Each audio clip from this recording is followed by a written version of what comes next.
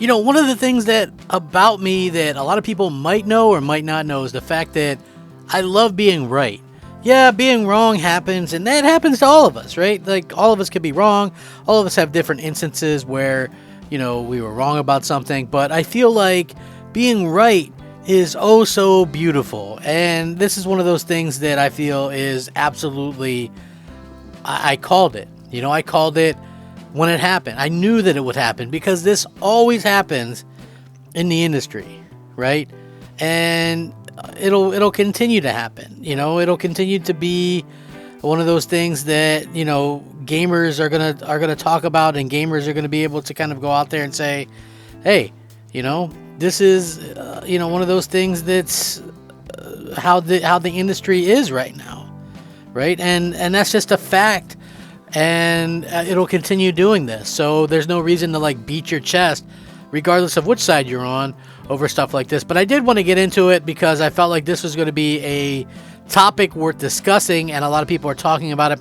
What's up, everybody? Crap Gamer here with Crap Gamer Reviews, back with yet another fun video. Thank you so much for checking it out. I really do appreciate it. Like, share, subscribe. I'm looking to get 100 likes, 100 on all of my videos, because that would be absolutely excellent.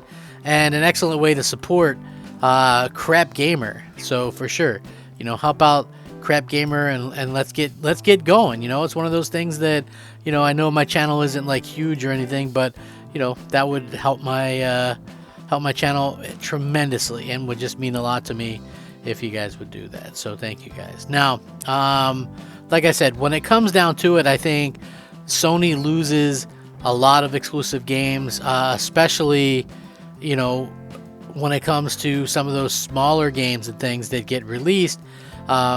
We see this happen all the time, and it happens to Xbox too. And I'm very upfront about it. I'm like, well, because people wanted to count, Sifu as a, as an exclusive game, and I'm like, listen, that game's gonna come to Xbox, right? All these games do. Same thing with Tunic. I was like, that game's gonna go to PlayStation at some point. What happens is, basically, we get to a point where developers, some of these smaller developers, it's easier on them and easier for them to make it for one platform, and then they'll go ahead and, port it, 3, 6, 12 months later. So unless there's money exchange, sometimes there's not money exchanged, unless there is, in a situation with Kena Bridge of Spirits for PlayStation or whatever. But here we see a launch PlayStation 5 title. The Pathless is coming to Xbox. Annapurna Interactive Entertainment confirms the PS5 launch title will be arriving on Xbox very, very soon. One of PlayStation 5's launch title, The Pathless, will be available on Xbox consoles and very soon. It means fans aren't going to have to wait long before they can experience it on their console of choice. The Pathless was first due to arrive in 2019, but due to delays it eventually became part of the handful of titles available when PlayStation 5 launched in November of 2020. A future release on Xbox consoles was announced in July of 2022, with it originally scheduled to launch on both platforms in late 2022. Then it was pushed back by the developer in December, with a new release date confirmed for 2023. Publisher Annapurna Interactive confirmed in a short trailer that the Pathless will be arriving on the Xbox Series X and S and Nintendo Switch in February 2nd, 2023, alongside a digital release. It will be receiving a physical edition as well, courtesy of I Am 8-Bit, with more information to follow in the coming weeks. But there's already a physical version of the Pathless for PlayStation 5. However, it's unclear at this time whether the Series X and S will be receiving a physical edition. So Xbox fans will have to wait to hear any further information on that. One of the PS5 launch titles, the Pathless, received positive reviews upon release and can be completed fairly quickly. Praise was given for the flowing combat and exploration, as well as design of the puzzles within the game. Now, some fans noted that it can at times feel repetitive. The protagonist, known as the Hunter, is an exceptional archer, and players can pull off fast tricks and fluid shots to take down epic bosses. Players also have an eagle companion that can assist them in combat and help them explore various environments that can be found.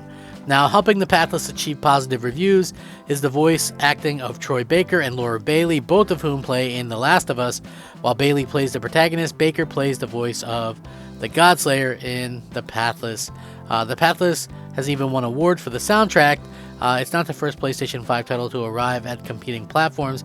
It joins Solar Ash, Maquette, as well as Arcane Studios' Deathloop, and soon Ghostwire Tokyo. Yeah, so again, this is all stuff that, shouldn't really come as much of a shock or surprise to anyone. We always are going to see this type of stuff happen, it just makes sense for this to kind of happen, the way that it does, because these people want money. They want to make money, and they want to, have their games be played. It's a different situation than for people that, kind of work, for a first party, like those first parties. There's a reason why those are, exclusive or whatever, console exclusive or what have you. But yeah, when it comes to stuff like this, absolutely understand why we see all of this kind of stuff happen. I'm excited to see what happens in the future. As far as I care, Microsoft has done a lot of stuff to get games on the platform.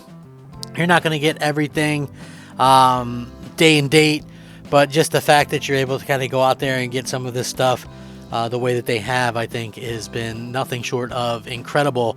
And another PlayStation game coming to Xbox, that's not a bad thing, folks. That's definitely not a bad thing. It's something that you actually kind of love to see, and it's not a bad game. I have it. It's one of the PlayStation 5 launch games that I actually had. And, it's not a bad game. Like, I know, like, in the past, I've given a lot of hate to some of the indie games. I've grown to kind of enjoy some of them. Obviously, some of them are pure shit. But, I've actually grown to enjoy quite a bit of them. Obviously, I'm still, AAA is kind of my thing. But when it comes down to it, some of these games have something to offer, a little bit something different. I think one of the main things that I was so hard on so many of the indies in the past for was when you're my age and you kind of grew up with, the NES, the Super NES, the Genesis, and all that kind of stuff.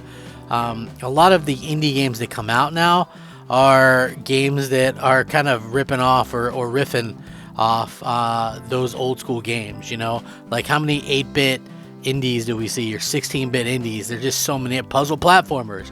Hey, you guys want a puzzle platformer? Yeah, I did 30 years ago. You know what I mean? So yeah, that's probably one of the big reasons why I kind of got out of those types of games. But at the end of the day, listen, it really, you got to be who, like, say, hey, these companies want to make money, and they'll continue to do their thing, and we'll see all these games. That's why it makes no sense to brag about these things. Like, you'll never see me go, Warhammer, Xbox exclusive, or Stalker 2, Xbox exclusive. I know those games will go to PlayStation. I don't know. Maybe I'm the only one with brains. Let me know what you guys think. Rack 'em up, fact 'em up, crap gamer 'em up. Crap gamer out.